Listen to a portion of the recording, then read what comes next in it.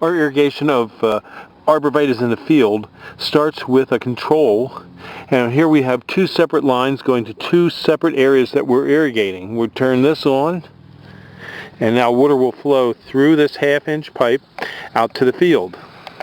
This is a field of arborvitaes that we just recently planted in the middle of the summer. It's July 20th. These were planted about 3 days ago. It's a very dry part of the summer, but it's easy to grow these arborvitaes if you can water them. And as you can see, the drip tape is right in here. This shows the drip tape dripping water onto the tree. The tree is about 6 inches away from where the water is, but the water will plume out.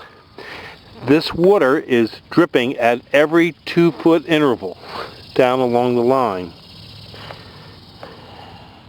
It's a very efficient way to water a lot of trees because you're not wetting a lot of surface. The subsurface is what you want to water.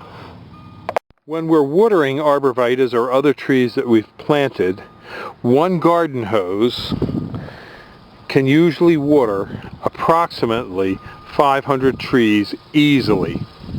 Now if we have more areas to water and we set up more garden hoses to more areas and then more drip tape, the pressure will drop, and as the pressure drops, you don't get as uniform a distribution of water over long periods. This particular field is about 150 yards long, and there's over 500 arborvitaes in it. So you can see it does a very good job of watering. And we usually do 2 or 3 sections at a time from one well.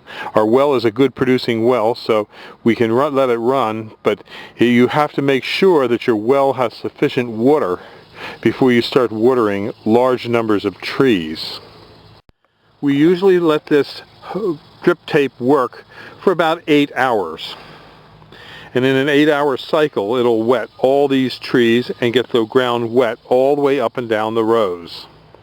If we see places where the tape is broken, like over here you can see there's a small break, then we'll go back and we'll put a union in that spot and reconnect it. The tape can break because rodents come along and chew on the tape. Things like mice, foxes, dogs come along and chew, and they actually chew this, along with rabbits doing the most damage. And we find that we have to repair these about once a week. We go over our lines. One small leak like this isn't too bad, but we usually correct them every now and then when we see a bad leak.